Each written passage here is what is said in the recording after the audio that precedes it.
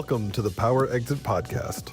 This show is dedicated to business owners who want to scale up, plan smarter, and prepare for the ultimate exit.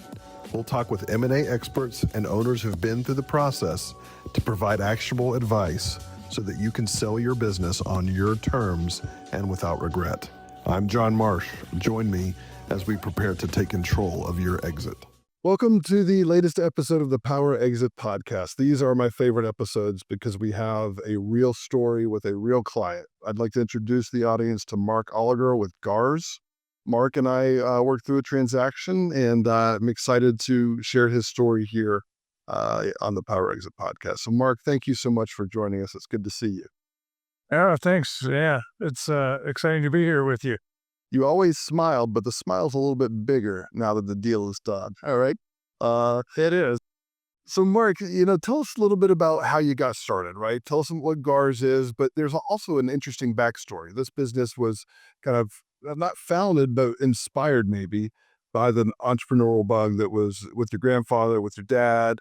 And then it turned into a family business. You and your brother worked together. So maybe just give us a little bit of background on kind of who you are and who Garrhs is. Sure. Well, I grew up in small town, Durango, and working for my grandfather and my father. So I got a really early start in the business from my teenage years, working after school, weekends, cleaning up the shop or whatever the case might be. So I had an early start with our business.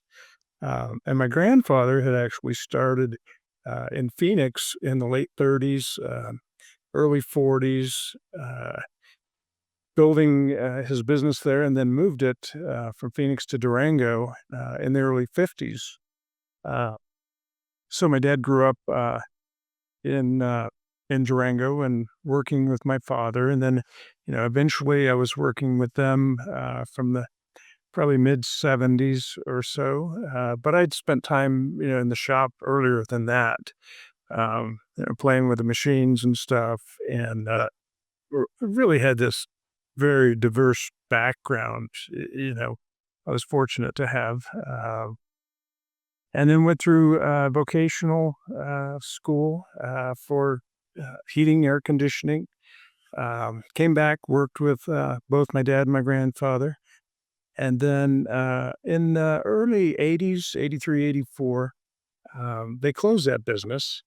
And so I thought, well, what am I going to do? This is all I know. So I pretty quickly started working on my own, started a new business. And I kind of, I had that entrepreneurial feeling from watching them in the business and growing up in it, and kind of seeing that I wanted to be the boss. I had a couple of small stints working for someone else, but they were very minor. So really, my career and my background, was working with my family, and then working by myself. As my own boss with my own business, and never really had that situation of working under another boss that wasn't family to a large extent. So when I started out, it was just me. And then within a few years, I brought my brother into the business. He is several years younger than me. And so, when he got out of school, he went away for a little bit, kind of sowing his oats, and then came back to Durango and started working with me. But he had also come up, through the business in his teen years, and we started working together, and really never intended to be a large business, but just steadily grew over the years into the largest company in Durango doing what we did. It was just kind of a gradual progression, that sort of just happened, and next thing you're many years down the road, and wondering how it all took place. Well, it's a pretty powerful story too, and it's interesting What do you think contributed to that? And maybe tell us what Garrhs does. It's still in existence. You're still consulting with the business, but maybe just tell us a little bit about what the business does. Sure. So Garrhs does heating and air conditioning work, new construction, renovations, replacements, both residential and commercial. Yeah. When we started, it was primarily residential. And then eventually I wanted to expand into commercial. And so Travis took more of a role with our residential work. And I worked with our commercial side to really grow both sides of it. Yeah. And we did service as well for heating, air conditioning systems. Yeah. Yeah. Anyway, Great. So, at what point did you, after all this growth, after becoming the largest HVAC business in your region, did you decide it was time? Well, actually, let's back up. I forgot to mention here that you have sons working in the business when you decided this, and Travis does as well, and they're still with the business today. But that had to be an inflection point, right? To say, hey, we're gonna run a process, find an external buyer. Tell me a little bit about that thought process. How did you wow, decide? that was a difficult process. So I got to the point maybe about 5 years ago where I wanted to start working less. Um, and so I started, traveling, spending time out of the country, uh, sort of, it was at first, it was just multiple vacations each year, maybe um, 4 to 5 week to week and a half, some maybe 2 week vacations. And, I got used to it. And so thought, I really like this, I want to work less. Um, but what it was doing was really kind of putting a strain on Travis, my brother, because he had to take care of things while I was gone. And so eventually, after a couple of years, as I'm away more and more, we came to the point where he didn't want to necessarily uh, take care of everything, run everything while I wasn't there. And I was trying to work remote a bit, but it came to us, okay, what are we going to do here? And at that point, I had one son in the business, still have. Travis has two. Um, so we looked at, okay, what about these kids? Do they want to take over the business? Can they take over the business? Um, Two of them are single parents, and really, the time it takes to put into running a business like that, we're doing several $1,000,000 a year, it's a lot of time, it's a lot of responsibility. They didn't necessarily want that role. Yeah. Um, and so, and that was a little difficult to think, wow, I built all this, I'd like to transition it to our children, our sons, not children anymore, but, um, and so coming to that realization of, wow, they're really not going to take this business over. Um, they may not be in it forever, or their lifestyle is just not conducive to being a business owner or their desires. And so it was like, okay, then what are we going to do? And it was really a struggle to, kind of come up with how am I going to transition out of this? Travis wasn't quite ready to do that. Um, but it was a struggle to come up with really to kind of make the decision. Are we going to just sell? Um, Personally, I was looking at, am I just going to have to give this away to get out of it?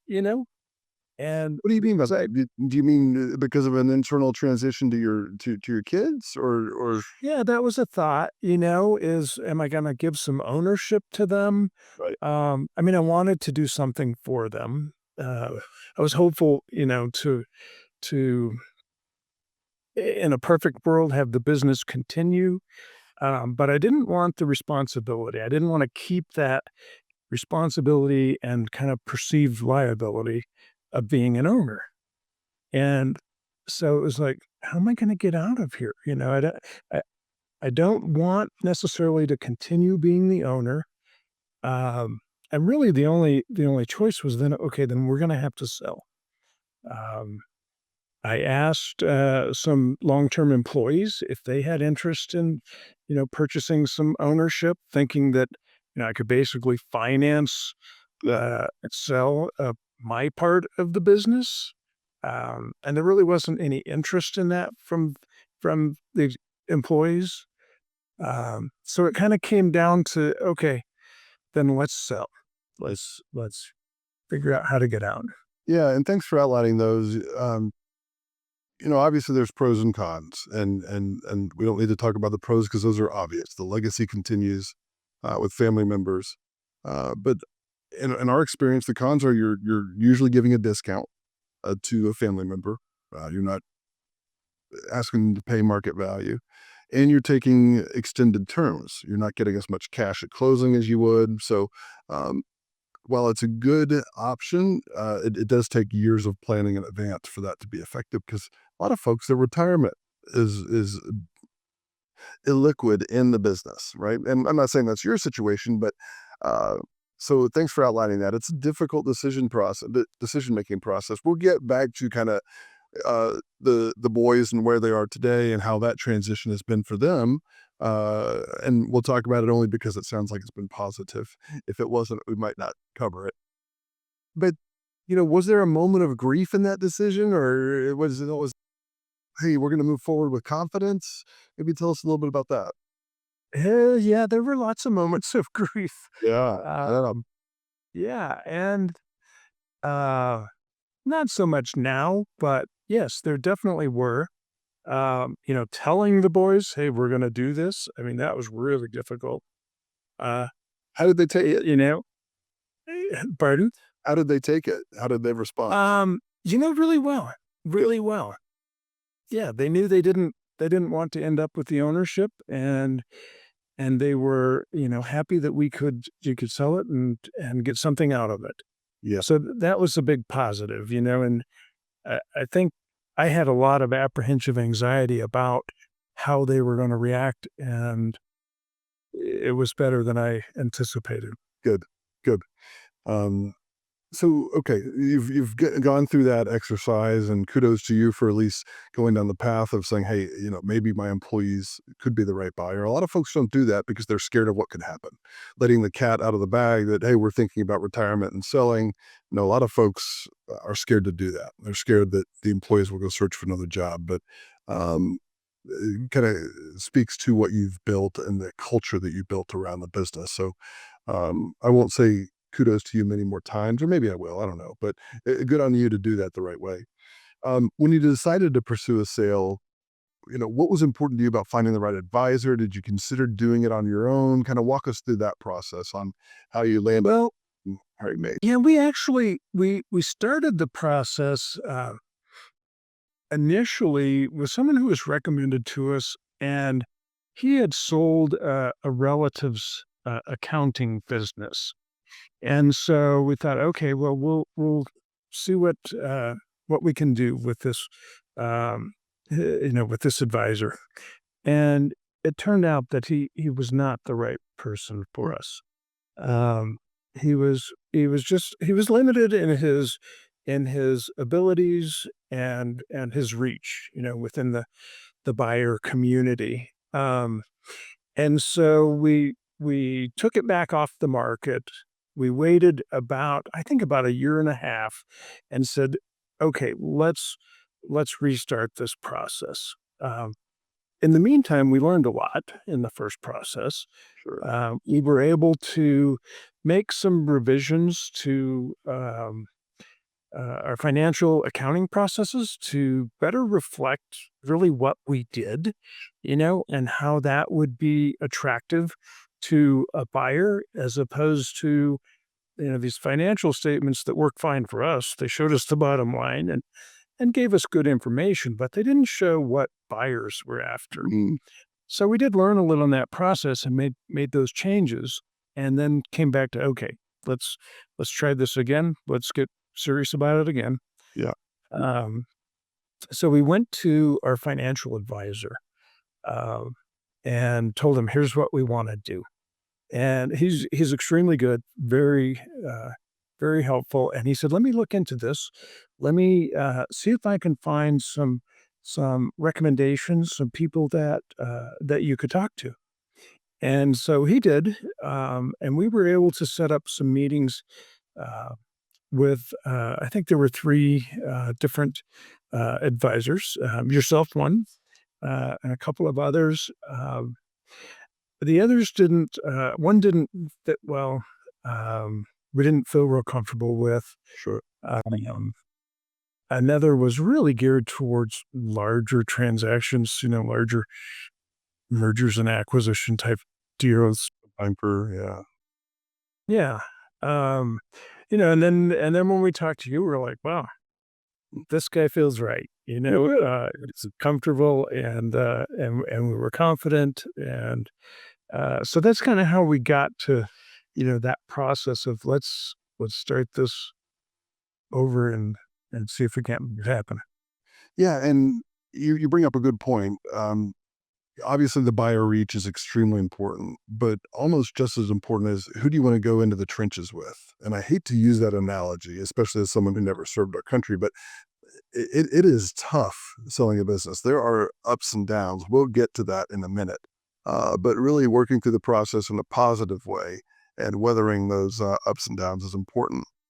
How much of obviously you've been through it with the previous advisor, but how much did you know about a sell side process and going to market? How much did you know about that, and what maybe surprised you about what we went through together? Well, I didn't know much about it. Um, the previous advisor basically put us into a like a real estate. Uh, I can't think of the term. Uh, Look at our pause. Yeah. So what is it? When the realtors do what do they call that? With What? the open house? No, no, like when you just toss the property in the market. Yeah, for it's sort of around biz buy sell, Axial, these buy side marketplaces, which is an important part of the process, but a lot of folks, that's what they rely on. And that just doesn't get it done, to your point. Yeah. Interesting. So I'm curious to and talk about the things you saw or learned, I mean, from the first process. You're right, accounting matters. And the more detail you have, the better. You can show your business, especially in an HVAC business. You can show the residential, commercial. You can show service. You can show new construction. Buyers care about all of that stuff. I may be leading the witness here, but what did you change in your financial reporting that helped you get a successful deal done the second time? Sure.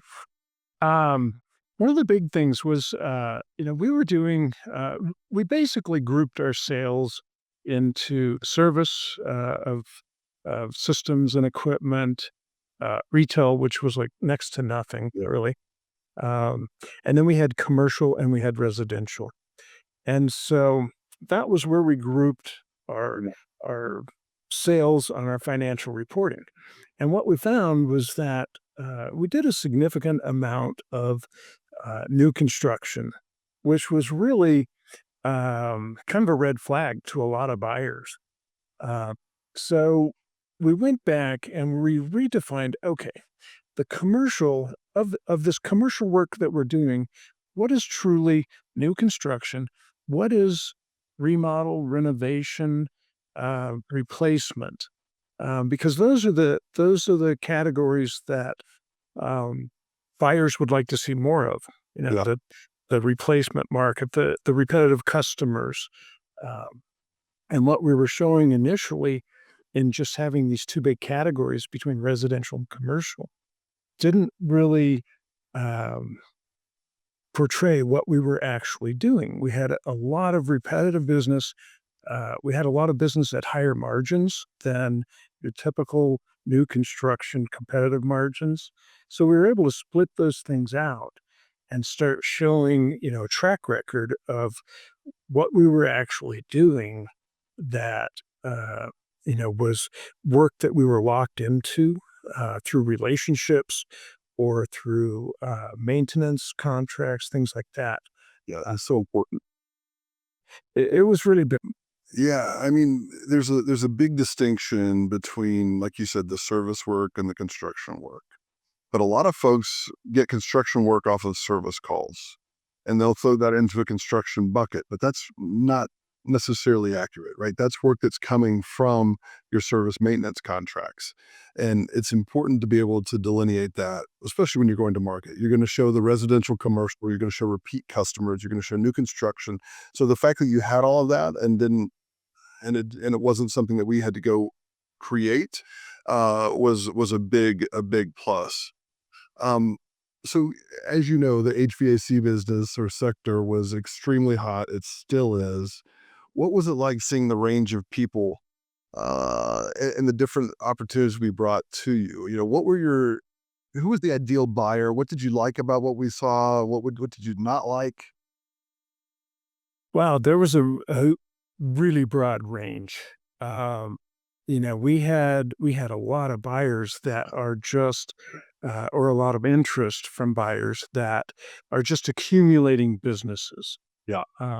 And they want to put them together into something much more massive. And there were a lot of those. There were a lot of smaller, single people that were interested in buying a business because they wanted to own a business and run the business. Um, so there was really a broad range of interested buyers out there. Um, it was an interesting process. I can't remember how many uh, buyers that you brought to us to look at, and how many that we actually talked with. Um, but it was an incredible amount. And let's maybe touch on that a little bit for folks in the audience who are thinking about going through that process. Your business was a seven-figure EBITDA business. It was a great size. If there were a knock on it, it was the construction exposure, the new construction exposure. So we did get interest from private equity firm. I think if that was flipped and you had a more of a service mix, we would have seen a private equity buyer feeding frenzy. Now we did see those buyers for sure, but it ended up going to an individual, an independent sponsor, extremely well qualified gentleman. We'll talk maybe more about that transition, um, but it worked. My job is to build the competition, and we can do that when a business is run well and presented well. It's our job to present it well, but also when it's run well. So kudos to you for that. How did you evaluate the buyers just beyond the price? I mean, what signals told you that someone was right? Obviously, you've got sons and nephews working in the business. So, what was important to you other than just the dollars and the cents? Well, we wanted someone that um, wasn't necessarily going to come in office to run a business that he didn't really know anything about, right? And finding someone with even a little bit of experience, in HVAC or project management or contracting, those types of things, um, it really limits the buyers that are out there. Yeah. So we kind of found, okay, we're not going to find someone to replace me. Uh, when this process happens, and basically, I was really the only one that was moving out. Um, so we were looking for someone that wasn't just trying to package us with a bunch of other companies. We were concerned about really the legacy that we created, um, and the ongoing business with that kind of a buyer. Um, we were really looking for someone who was more a little bit hands-on, but not totally coming in just to take charge without knowing anything about what we did. Right. Right. Yeah. What surprised you most about the process? you didn't expect to going. That's your first time doing it. What was the one thing or multiple things that were like, oh, I didn't expect that? I'm going to say how difficult it was. Yeah. Um, I did not anticipate, uh, all of the work to actually get to the closing. And specifically, you're talking about post LOI, after the letter of intent, and the due diligence process, right? Yes. Yeah, Yes. it's a never-ending. Accumulation of financial data, uh, and keeping that data current, like, geez, sometimes it felt like it was almost daily. It was that was surprising. Uh, Yeah, it's a grind. Uh, let's talk a little bit about that. A lot of buyers don't realize what they're, or excuse me, sellers don't realize what they're walking into. Um, there were some times where you were stressed. You handled it really well. I can see them more on your face than in your tone of voice. But what would you do differently, knowing what you know now? What would you? How would you prepare to maybe make that a little more palpable?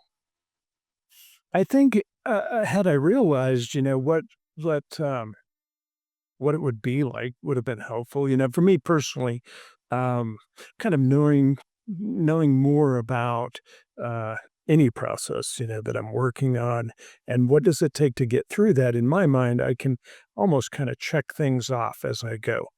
Um, and so to prepare better for that, I could have better organized a lot of our financial information, our vendors, customers. I could have in the meantime, or pre-sale, and I'm talking about a year plus, maybe begin to get together the things um, that I would need to provide, uh, as part of the due diligence process. I think had I had a better understanding of that, maybe, that would have helped me to, get those things, and maybe, at least know that those were coming, Yeah. better understand that. Yeah, and it's a bad example. And anybody, I don't know if there are people who listen to multiple episodes of this podcast, but if there are, they've heard me say that the diligence process is like a colonoscopy without the drugs. They're going to look at everything. They're going to look at everything. So be prepared, and build that data room monthly. When you sign a new contract with a vendor, put it in your data room because somebody's going to ask for it. So it's important to just keep that in mind, well in advance of an exit. So, was there ever a moment where the sheer volume of requests made you question whether or not the deal was worth it? No. Good. There were moments when I thought, "I don't know if I'll get through this." But not, "Should we, uh, stop and back out?" No. Yeah, yeah, yeah, yeah. That's funny. So we built your advisory team, right? You hired me. We introduced you to an M&A attorney. Um, how important was it for you to have that advisory team coordinating the process? What would it have looked like if you didn't have, us on that team, if you will? Oh, it was huge. It was huge. Um, I think had I tried to bring in, some independent attorney or, some attorney that I was familiar with, that wasn't working closely with you, would have been very difficult. And the same with the accounting, uh, firm that we used. Having that coordinated, uh, Yeah, was huge. It really took a lot of, stress, and work off of my plate, put it onto yours, but took a it it was a tremendous asset. yeah, yeah. Good. Um, so was there, and I have an answer to this question. I'm curious if you're going to choose the same one, but was there anything in diligence or the process that surfaced that caught you off guard, and how did you handle it? No, there were a lot of things um, that ultimately the buyer requested that I thought, what do they want this for? um, I don't know that, as I l- took more time to look at it and kind of understood, okay, here's why they're looking at it, or here's maybe their vendor or their lender is looking at it. Um, I kind of, then understood, okay, this is why they want it. One of the things that, kind of really caught me off guard was our work in progress statements. Um, which we used very little throughout, the 30 some years of business. Um, Occasionally, if we didn't do much in the way of borrowing, but um, bonding companies might want to see that. But it was something we didn't do very often, and that was something that the buyer wanted to see on, geez, almost a weekly, 2 weekly basis to create this, or Yeah. keep it current. That's the Bruce. Yeah, I mean, anytime we're dealing with a business like yours, especially that has construction exposure, we're talking about backlog and pipeline all the time, right? And Yeah.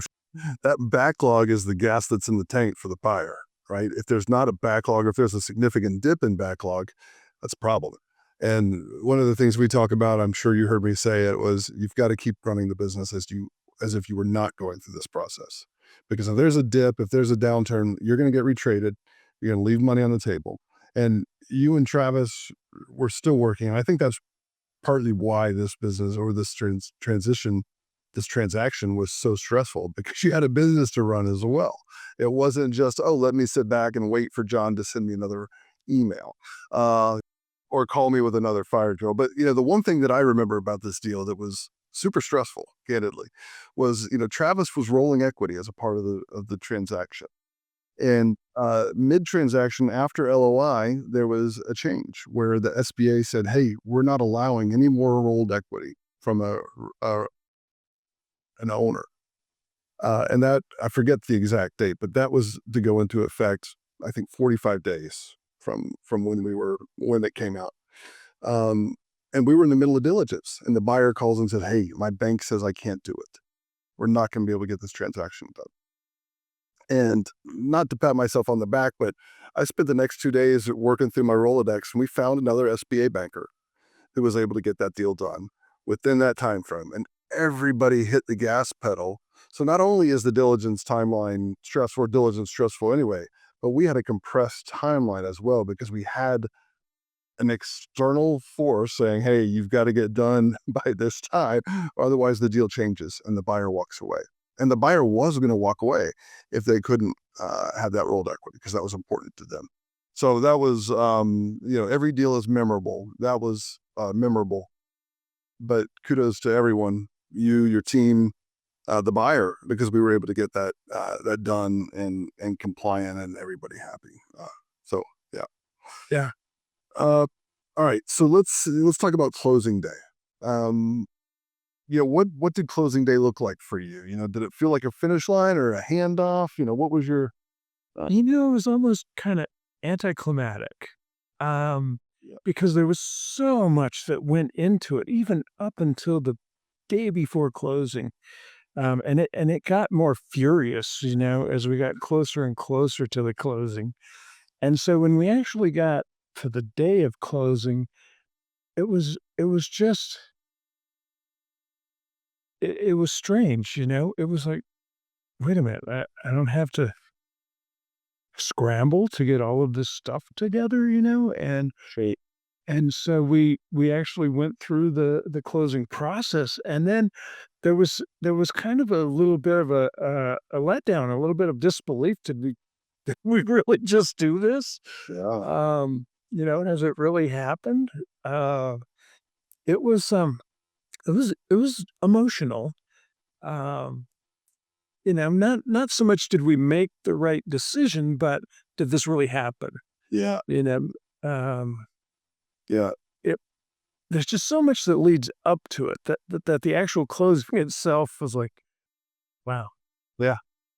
now I get to breathe. I remember the day after my wedding, right? We had a wonderful party. We had so much fun. All of your friends and family are there celebrating you. And then everybody leaves and said, whoa, that's over, right?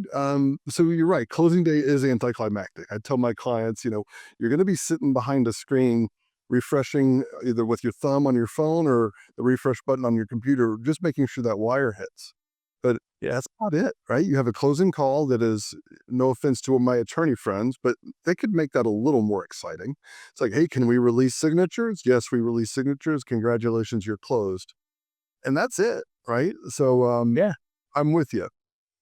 You made the decision to stay on post transaction. Obviously, Travis is still there, and he's part of that business. But walk us through your decision to stay on and how that transition has been. Was it always the plan? Did it evolve? And how have you adjusted to quote unquote having a boss when you maybe didn't for all these years? Sure. Um, so it was, I wanted to ensure that the transition was smooth. Um, and I wanted that to be a short period of time, but as long as it took to accomplish that. For Travis, who was continuing on in the business, and for our sons. Yeah. So I wanted to do what I could to um, help smooth out that transition, um, and also to continue to provide advice and consulting to uh, the people that were kind of taking over my roles as far as what I did commercially within the business. Yeah. Uh, so I felt like I needed to be there for some period of time. I was actually thankful, the buyers wanted 90 days of full time, and I was anticipating closer to a year. So I was pretty happy about that. I thought, okay, this is cool. Yeah. Uh, and then I continued for 9 months uh, working basically part time, and most of that work was remote. Um, and so it was it was a good transition period for me. After my 90 days and the first Monday comes around that I didn't have to go to the office, it was like, wow, what do I do today? I bet. I bet. Uh, That's but great. yeah, I was prepared to do a longer period of time and was happy that it wasn't. Yeah. Um, Well, your buyer is pretty sophisticated, a smart guy. He had the benefit of Travis being there, so that's ideal. I mean, I tell clients, hey, get ready for at least a year. Now, sometimes it ends up where it's a lot better than that, and you're a situation that we can point to, but not all do. Um, if you could go back and start preparing, 3 years from now or 3 years before an exit, and maybe you did, but what what would you have done differently? I think I know your answer, but I wanna. so I mean, obviously, the preparing the financials, those changes, that was big. The other thing that we kind of figured out late in the stage was because I was leaving and, uh, my brother was staying, it was like, okay, how does this business run without me? Um, and so I think that was really kind of a key in showing the buyer, look, this is how it can continue without me here doing everything that I do. Mm, Uh, and so I think we could have better prepared that process in bringing other employees up um, a little more gradually to replace, me dropping out of the workforce. That was, I think, a key to the whole thing was us figuring out rather than telling the buyer, "Hey, you figure out how to do it without me," was us figuring out how can it work if I step out. Uh, I would have tried to work on that more, in the period before we actually sold. yeah. Um, how do you define a successful exit, or in this situation, a power exit? And do you think this checks that box? I think yes, absolutely. Um, it was definitely successful. There were a lot of mixed emotions. Ju just stepping back from a business, that was, I'd been involved with for over 40 years. Um, but it got to the point, in terms of retirement, I was much better off than I had really anticipated. I was in a good position, but I didn't realize how much better the position could be. Um, Right. and so, yeah, it was definitely successful. Uh, Wonderful. yeah. Um, so I want to, there are a lot of folks in your situation who have built a family business, who have family members working in the business. And yours is maybe even on the extreme end. You had a brother who was a partner, and both of you have sons in the business. So for someone who's in a similar situation and sitting on the fence on whether or not to sow, what would you say to them? What advice would you give to them? Well, I think first you have to really determine, is there the capability and the interest, from your family to take this over?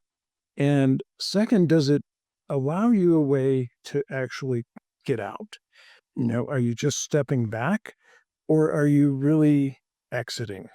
Um, and if your goal is to step back, and your family, your sons, whatever, are capable of taking over, that's great, But if you really want to exit, um, you have to seriously look at, is there the desire, the entrepreneurial um, attitude, for your family to continue this business without you?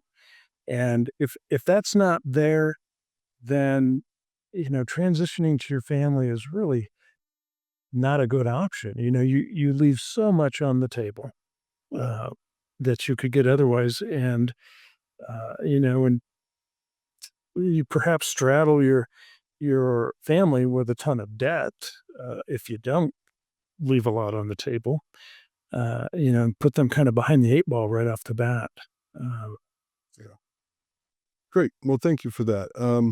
So we're going to go to kind of a lightning round here at the end. I've just got a couple questions for you, but I do want to ask. Well, I'll hold off on that. What's one thing the business taught you that has nothing to do with HVAC? I mean, um, I think just that, to be honest with your dealings and people, um, work hard. If you want to get ahead, you want to be successful, you just you have to work hard. You have to keep your nose to the grindstone, uh, and be honest with people. I like that. That's wonderful. What's the best piece of advice that you got from a family member about running a business? Oh, geez. Um, I had an uncle that told me, years ago. He said, "Never bring your wife into the business because she'll never get her out." Uh, That was not true for my situation. Uh, but keep your family life and your business separate. That was really the take on it. Mm, And it's hard to do. Not just that you can't work with your family, but you have to separate those two lives, yeah. and it can be difficult. What does life look like for Mark 5 years from now? Jeez. Uh, well, hopefully, I'm still healthy. I'm still traveling a lot. I'm vac it's like permanent vacation, but actually going somewhere, doing things. Yeah. Uh, that's really what I'm excited about. Well, both you and your brother have two of the most interesting hobbies that I've experienced with clients. Your brother Travis is a motocross guy. He rides dirt bikes. He does a lot of cool things and wins his age division all the time. But tell us what your hobby is. Well, I'm a diver. Primarily, I do cave diving. I go to Mexico. I spend months at a time and dive 3 or 4 times a week in the caves in Mexico. Um, Cool. yeah, it's a beautiful place to be and so relaxing and so different from what I grew up with. That's a key. You're not running away from something. You were running to something. Travel, your hobby, Yes. time with your family and your wife. So that's great. Well, Mark, I am thrilled to have you as a friend. It's been awesome working with you. Um, and I'm just really happy that our paths have crossed. So thank you for being a guest here on the podcast. Thank you, John. Yeah, it's been a pleasure working with you. Yeah. Definitely. All right. Thanks again, Mark. Uh,